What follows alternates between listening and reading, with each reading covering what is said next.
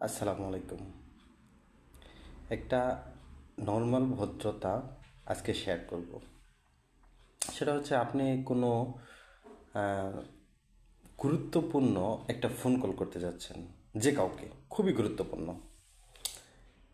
সে মতো অবস্থায় আপনার ফোনটা আপনি সর্বোচ্চ একের অধিক দুইবার ফোন করতে পারবেন।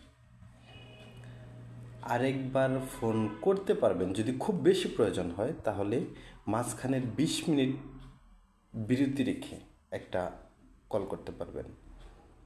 তাও যদি দেখেন যে আপনার ফোনটা রিসিভ করছে না, তাহলে ভাববেন যে আপনার থেকে গুরুত্বপূর্ণ কোনো মিটিংয়ে সে আছে, অথবা সে ফোনের কাছে নেই।